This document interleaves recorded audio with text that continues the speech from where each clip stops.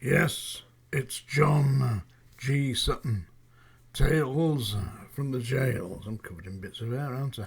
Yeah, I'm going to talk today a little bit about how perverts and perversions and pop stars get away with it.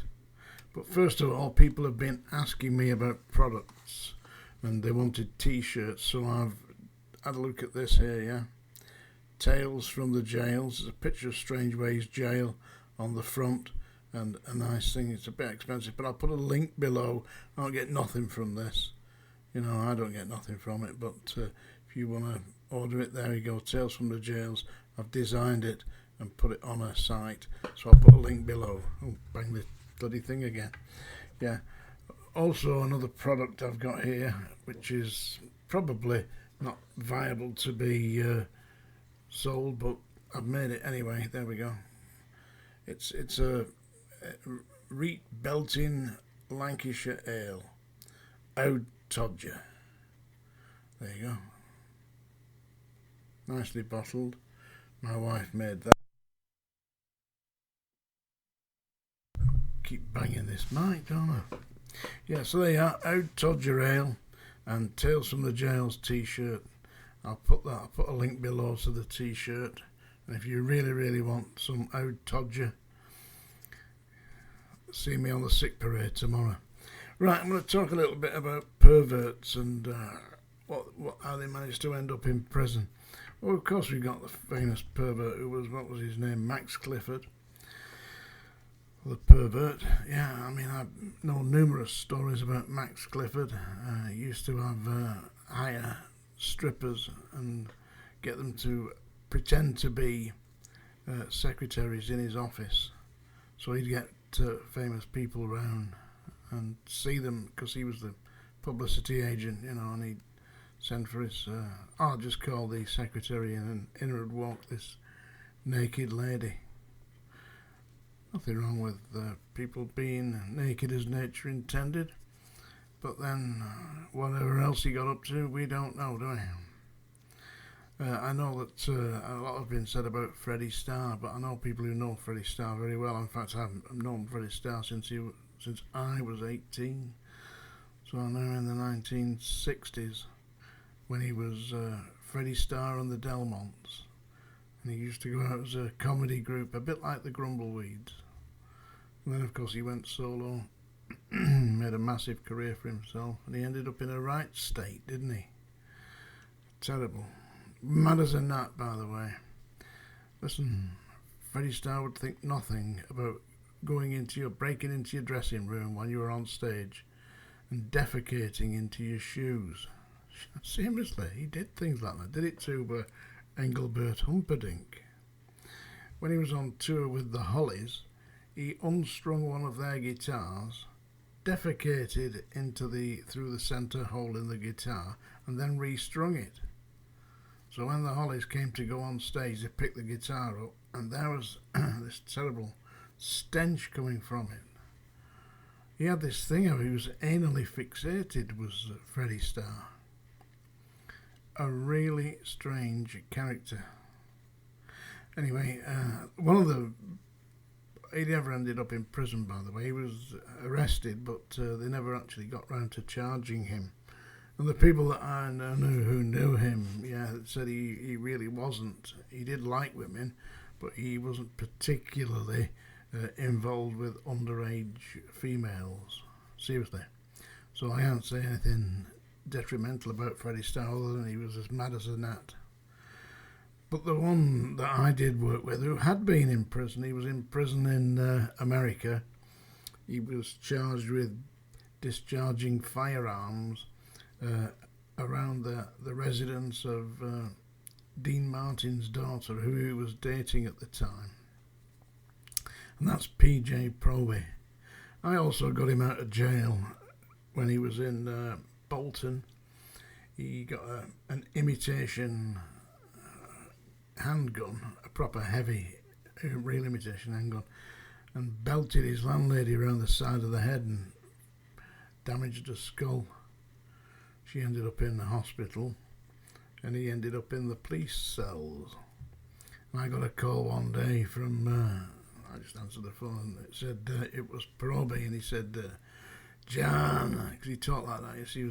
He was from Houston, Texas. John, he said, I'm in jail, you've got to come and get me out. Seriously? I said, well, what the hell's the problem? I'm the prison cells at Bolton. They put him in the police cells, you know. So I contacted a solicitor that I knew and arranged to meet him at Bolton police station where we would apply for bail. When I got there, what had happened was he'd asked his landlady, who he lived with, rent-free by the way, in her house, he'd asked her to go and get some beer for him. He used to drink Carlsberg Specials.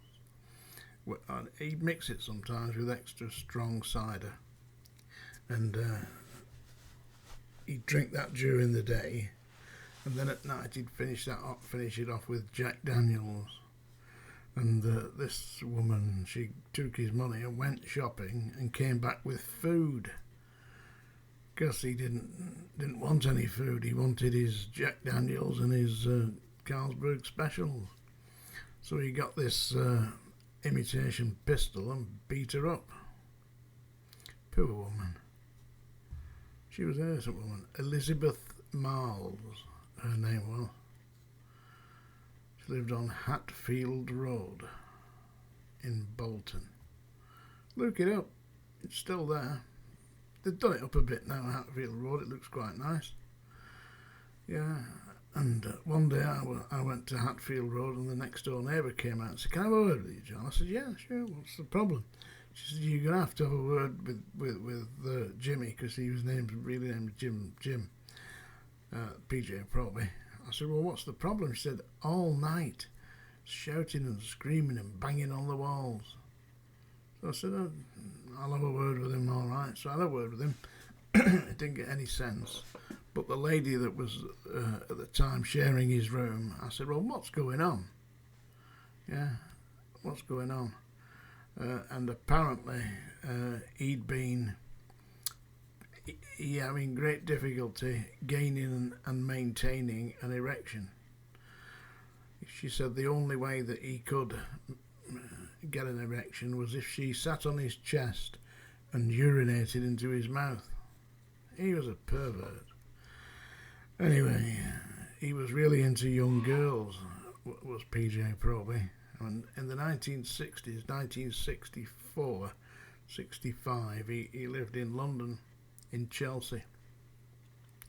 And he used to run a thing called the PJ Proby Nymphette Club of Great Britain. And that involved young girls going to his apartment, and he'd lay on his bed, naked on his bed. And his friend from America, the drummer from the Walker Brothers, Gary Leeds, G-A-R, Gary Leeds, L-E-E-D-S, Gary Leeds would vet them and send them in one at a time to walk round the bed and have a look at PJ Proby lying there naked. And if he liked one, because he'd pretend to be asleep, but if he liked one, he'd jump up, "Right, you, come here," and have his wicked way with them. Anything from 11, 10-year-old, 12 years old, he didn't mind. Pervert, you see. The eventual problem with PJ Proby was he tried to involve me. I went to his house one day when he invited me to go and meet his new wife, and there was a lady there who was about 42, 45 years old, something like that. And he was 52 at the time. I believed, that I was going to be introduced to his new wife, so I thought this was it, the lady. So I said, "Hi, nice to meet you. I believe you're getting married to Jim." And he started shouting at me, "That's not my effing wife." I said, "Well, you invited me to meet this lady. This is my wife," he said.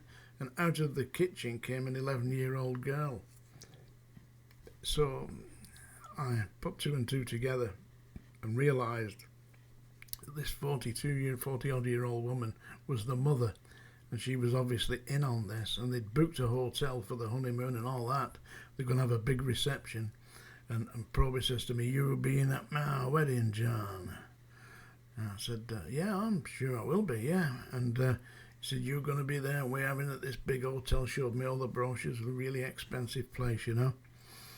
I said, that looks really good, that, Jim. And I said to this lady, I said, listen, I said, have you got Jim's latest records? No, she said, I'm not going to. I said, well, I'm having some pressed next week. I said, I will send you some. Give me your address and I'll post them to you. Oh, that's very kind of you. So she gave me a name and address. As soon as I got out of there and went home, I phoned up the duty social services and reported this girl as being at risk. And social services, you'd be surprised what they said to me. They said, this is a very serious allegation that you're making, Mr. Sutton. I said, I've given you my name and address. So I've given you my telephone number. I said, now I'd like you to give me your name. Well, what do you want my name for? I said, in the event that I see that 11-year-old girl anywhere near PJ Proby again, I said, I won't be ringing the social services, I'll be ringing the police. I said, and the name that I'm going to give them is your name. Now, what is your name? Anyway, all hell broke loose after that. Social services intervened, and I don't know if they took the 11-year-old girl into care or what, but she was never, ever seen anywhere near PJ Proby again. So I'd saved that kid. But as for my working relationship with Proby, that ended there and then. He started ranting and raving and ran out the house with a bloody bowie knife about 12 inches long. And when I cut your bastard throat, you're interfering in my life. I tried to tell him, I said, if I hadn't interfered, you'd have been in prison. And that's where he should have been, really. He was a pervert. There are lots of them out there, but they use their celebrity status to get away with it. You may or may not recall the presenter Stuart Hall. Now, Stuart Hall used to work on a thing called It's a Cock-Up. No, it's not a cock-up, it's a knockout. Well, it was a cock-up, really, wasn't it? But anyway, It's a Knockout. He used to be on that. He used to do the Miss World. A judge for Miss World. He was in with Owen Oyston. Now, Owen Oyston was in prison. In fact, he was in Garth, I believe, or one of the prisons in Lancashire, and he was convicted of rape. He was hiring young models in and sexually molesting them. Multi-millionaire owner of Blackpool Football Club, and he also owned the rights to Miss World. And he hired Stuart Hall to do the judging, or he was one of the judges, and Stuart Hall's fee included an 18-year-old girl. He had to have an 18-year-old girl. That was his standard. That was part of his agreement. So he got whatever he got, £1,000 or something like that, plus a teenage girl to spend the evening with. Imagine that. I mean, these people, they're all part of the same thing, you know. Proby was a big friend with Jimmy Saville. And look what Jimmy Saville did. He used to have the police round on it, call it his Monday Club. Yeah, but they'd be the Masons, you see, because he was a 33rd degree Mason. Because when you've got yourself connected to Edward Heath, Margaret Thatcher, Prince Charles, you name it, all the connections there, you try to report somebody like that, and you find that all hell breaks loose. What happened with me when I reported Proby, I got summons to see the Director of Social Services for Lancashire. What's going on? Said I had to do that because I believe the child was at risk.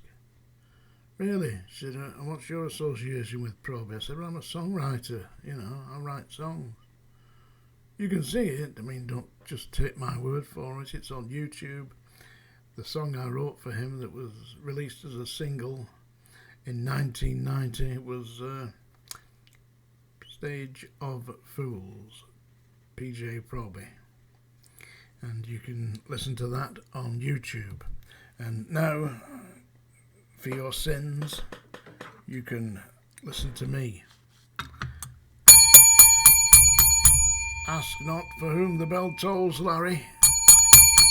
It's dinging for you and dinging for all who would dare to go beyond this point. Abandon hope, all ye who proceed from here. Are you ready?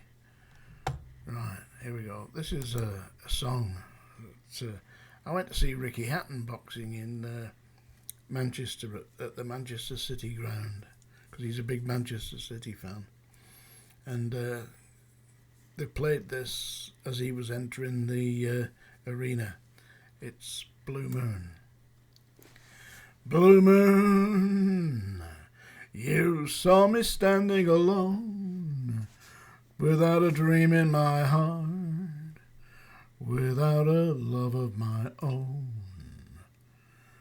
Blue Moon, you knew just what I was there for. You heard me saying a prayer for someone I really could care for. And then suddenly appeared before me the only one my arms will ever hold. I heard somebody whisper, please adore me.